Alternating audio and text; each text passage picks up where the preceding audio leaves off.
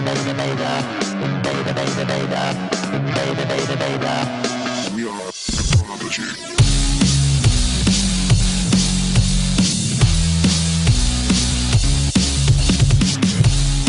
Alright, so sitting here with the Prodigy at the Sunset Marquee. How's everything going? Good, you know. Going good, man. Been doing press all day? Yeah. Pretty much sick of it? No, we try and keep it to. I think when it tips over the 4-hour mark, you kind of tension starts to waver. I mean, it's not our favourite thing to do, regardless. But the facts are, is if you was the guy that was turning up 6 hours later, you know, in our 6th hour interview, you're going to get the Prodigy talking like this about whatever, and yeah. But you know, we've got a great album. We're buzzing about it. We want you to hear it with the energy that we've got about it, you know, and about the live show and about everything that it's all key, do you know what I mean? Obviously you're an integral part of getting out there and letting people understand what we're about. It's a necessary evil. Exactly. Yeah. So just go ahead and tell us a little bit about how the album came to be and the recording process and all that. Well, we started, like, I think the album took all in all about 16, 17 months, but that wasn't continuous studio time. We were doing shows as well. I think the first 5 months were kind of an experimental stage. We didn't really have a deal at that stage either, so we kind of felt very free. We kind of had a big studio set up, and we wanted to set up an environment where we felt anyone could come in and kind of lay stuff down. Yeah, just really free with no kind of rules. But sort of after 5 months, we realised that we'd laid down 20 ideas, but we hadn't really got anything that was a finished track, you know. So we kind of had I think what happened is we kind of moved into a much smaller room, and at the same time as doing that, we wrote Warriors Dance, which was the first kind of finished track for the record. Actually, it wasn't actually meant to be on the record, that track, and it was actually written. I think it was Keith's idea. He was like, let's forget about the album for a minute. Let's kind of write a tune for this live show we've got coming up, because we know what that's got to be. We know it's got to be a banging tune for that gig. So we just set about to do that. And I think that psychologically put my mind in a different headspace and relieved me from the pressures of the album, you know. And once that track was written, we played it live a few times, and that, you know, obviously went on the internet then, the fans recorded it, and it became like a fan's kind of anthem in a way. So we then thought, yeah, it's definitely got its place on the record, and we just rolled ahead from there really, and it just became, I think once you got a couple of tracks, and we also had the album title, it kind of fed the rest of the writing. Yeah. And we were on a roll then. We kind of realised that we're going back to the way we used to do things. You know, like Liam says, the first 5 months were very experimental, but it was a necessary evil for us to realise what we did back, you know, and how we construct tracks and how we write tracks and how we get ideas together. So we kind of went back to the way we used to do things, you know, and that was a very important part. Like real cut and paste way of working, you know, kind of not afraid to throw a lot of stuff at tracks instead of trying to write songs. I think we were trying to, at the beginning, we were kind of, I think we were just overthinking it really. Do you know what I mean? I think we lost the, you know, the basic, you know, the reason behind the track is the energy. Do you know what I mean? It's created from the beats and the bass. Do you know what I mean? And that's what triggers us off and gets us excited in the first place. Do you know what I mean? And I think in the first 5 months we was kind of like doing it the opposite way of trying to write tracks where there wasn't any energy and actually just writing the vocals first and trying to create music after. Do you know what I mean?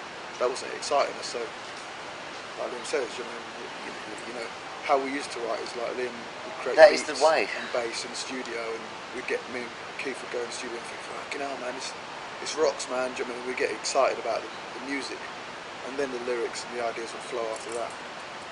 Did you guys have the idea to you know, start your own label and put out the record that way while you were writing it, or was that just kind of a spur of the moment type thing?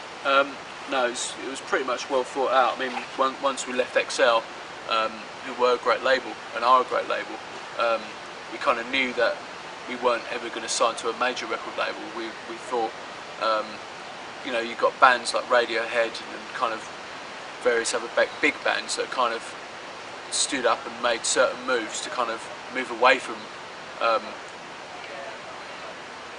think, us being one of the bands, to kind of go, no, we don't want to be part of that big industry thing.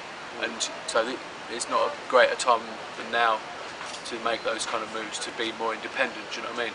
So there was never a question of we wouldn't do it.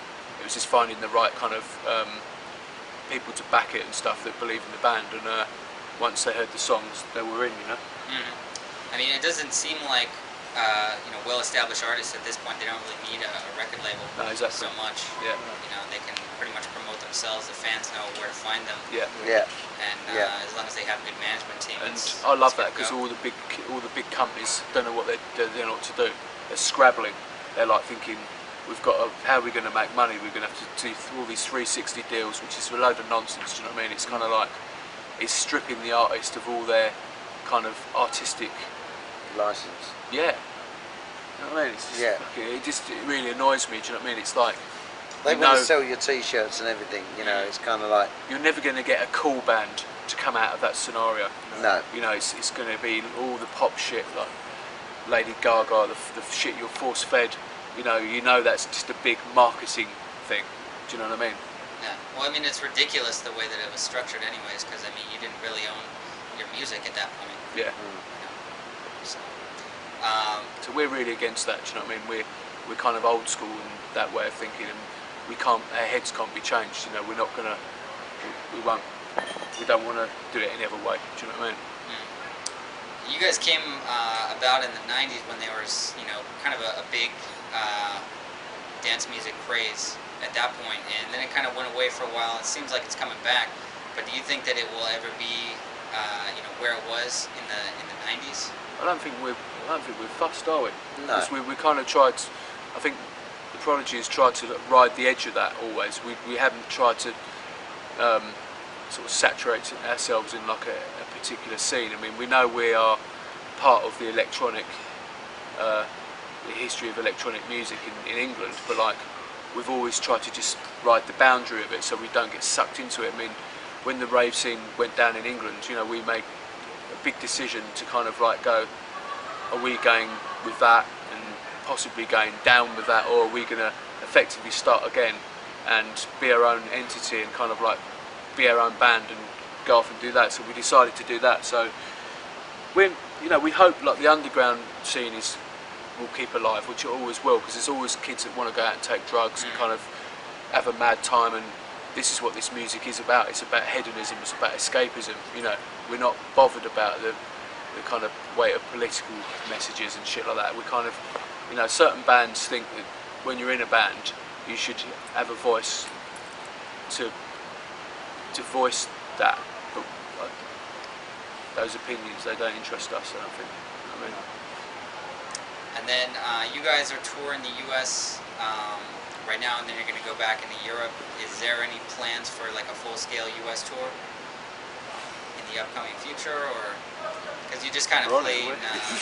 This is it. I mean, this is it. I mean, you know, it's kind of like touring the States is a really costly process, you know, and you know, it's kind of it's a hard place to be. You know, the determination and the hunger is there to do it. You know, the infrastructure's not really here for us to. You know, hopefully it will. Do you know what I mean, we'll come back and we'll tour and we'll take it to other cities and so forth. It's different, isn't it? Because in Europe, you know, you'll have like, you might do a festival in Germany, one of many, and then you might do a few gigs off the back of that. But here in America, just doesn't seem to be many kind of. I mean, you have Coachella, which is great, and a couple of others, but they're just such a big place. You'd think there'd be more kind of opportunities to come here, or play with other bands and stuff like that. Alternative festivals. I think for the most part in the States, it's just the music scene is just so saturated. Right. You know, I mean, you can pretty much go downtown or Hollywood every night of the week and see, you know, a really great band. Right. And so it's just, you know, for the fans, it gets expensive. Sure. Right. So, yeah. But you know, like it's kind of like in each state, you would have thought there was some kind of festival in each state where all the bands in that state, or you know, from game from other states, even, you know. Yeah, put it on and make it a good ticket, make it a good value thing. You know, It's that's not what like we do at home. It's not like he's struggling for space here. Put festival on. It's like we just come off of an English arena tour in. We did the whole of England, and we took Dizzy Rascal with us, who's like a, you know, UK hip hop. He's great. Yeah, we love him, you know. But the idea was we wanted to put. It was almost like a mini festival. We were touring around England, you know, and that was cool. I think the kids kind of like really liked the bill. They liked the DJs we had on, and just we tried to make it an event, you know. What do you like more, playing like the arena tours or the club circuit? I think you need it all. You know, you need the diversity. I think that's what the band thrives on. You know, going and playing, you know, a download festival with, you know, all the current rock bands and, you know, the heavy bands is, and then on the flip side doing Gatecrasher, and, you know, which is a complete dance event, you know, and then, you know, doing the festival season, seeing the other bands, you know, getting the opportunity to play outside and, you know, suck up the summer is great, and then, you know, and then shrink it back down, you know, like coming here after a big arena tour in England, we're back down into the clubs again, you know, 1,000, 2,000 people. We thrive on that, you know. As long as we can make it banging, keep the sound good, keep it, you know, again, make it good value for the people that come to see us, you know, in every respect. When we do our own shows, obviously taking it back in the clubs, when you're doing the festival, there's a little compromise of what you can bring to the festival, sound-wise, light-wise. But obviously, when you're doing your own individual shows and going back into the clubs, it's 100% controlled by us. As I said, it's our lights, our sound, and, you know, so it's 100% the band. Mm-hmm. So for those who haven't seen you live, just kind of sum up, you know, like, what is the Prodigy show all about? Beats, bass, energy, and venom. All right. Well, thanks for taking time, and have a great show tonight. Cheers. Thanks, man. And Nice. we'll see you guys later. Thanks for having us.